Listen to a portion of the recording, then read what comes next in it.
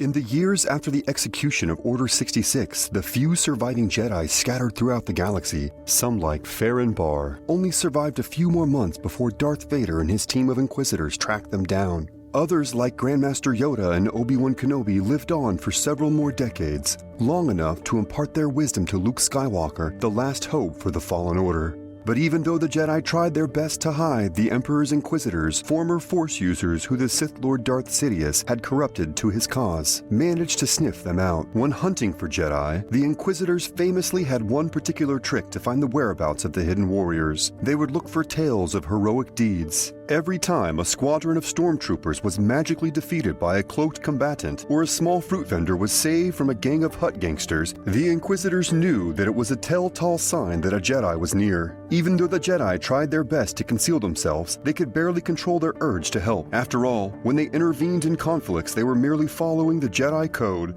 the very foundation of their order. Without it, Kenobi or Yoda wouldn't just be Jedi in hiding, they wouldn't actually be Jedi at all. So what was the Jedi Code, and how has it changed throughout the years? Join us in today's underrated moment as we answer these questions and more.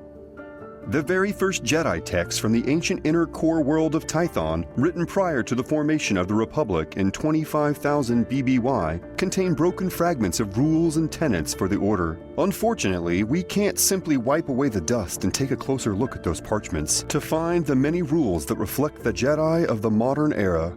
Most, if not all, of the original documents from Tython were destroyed before the Jedi Order moved to Ossus, and much of which survived since then had been ransacked and destroyed by Sith throughout the ages, beginning with Exar Kun's horrible invasion of Republic space, and concluding with Anakin Skywalker's butchering of the Temple. Of the earliest Jedi Code, the bit written by Hominix Rectania is all that remains. It reads, "Emotion, yet peace. Ignorance, yet knowledge. Passion, yet serenity.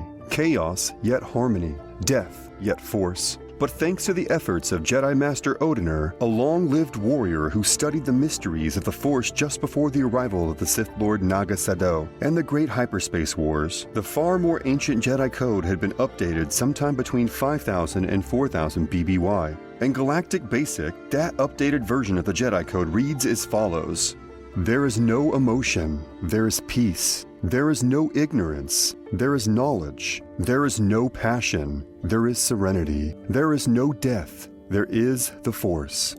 When we look at what Master Odiner wrote here, it's easy to see how this can be applied to the Jedi Order in general, but it definitely doesn't exactly represent a full list of rules and tenets. This was more or less a chant for Jedi, something for them to recite when they needed to center their minds during combat, or simply whenever they were unsure of what to do in a given situation. In addition to the basic code, there are hundreds of specific bylaws that the Jedi must follow in order to keep their rank within the Order. In Legends, Luke Skywalker's new Jedi Order created a brand new code, which featured more specific rules that his students should follow. And at varying times throughout the history of the Republic, different versions of the condensed mantra, or the Jedi Code in general, were presented. At one point in Legends, these following lines were added to it: "A Jedi does not act for personal power or wealth, but seeks knowledge and enlightenment.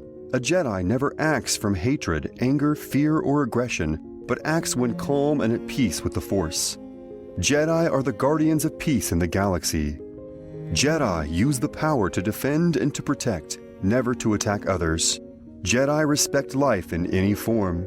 Jedi serve others rather than ruling over them for the good of the galaxy. Jedi seek to improve themselves through knowledge and training." These additions are quite a handful, but probably match the more detailed laws the Jedi followed in the larger code. If we break a few of these down, then you can see how much of the code actually has to deal with preventing a Jedi from falling to the dark side. This longer version of the code bars Jedi from ever using their power for selfish reasons, and additionally severely limits how far a Jedi could go when pursuing justice, as it explicitly states that a Jedi's powers are to, quote, "defend and to protect, never to attack others." In addition to this longer version of the mantra, we know that there are several other rules that the Jedi Order has. Since Anakin Skywalker kept his marriage with Padme secret, We know that Jedi aren't allowed to get married, except in extreme exceptions. Ki-Adi-Mundi, the Jedi Master who led campaigns on Maijito during the Clone Wars, was permitted to have a wife and children due to his species' low birth rate and the imminent threat of extinction. The Jedi's reasons for forbidding marriage was simple. They didn't want that type of attachment to cloud a knight's mind and send them on the road to the dark side. When Luke Skywalker would rebuild the Order, in the legends at least, he would allow his Jedi to marry and have children. Besides the personal effect the Jedi Code had on many of the members of the Order, you can see how this would allow the Imperial Inquisitors to easily track down any Jedi, since a Jedi was obligated by his very understanding of the universe to save anyone who needs their help. The surviving members of the Order would often find themselves in the middle of massive fights. And since most members of galactic society wouldn't stick their necks out for a stranger, it wasn't hard to deduce that these heroes were likely Jedi.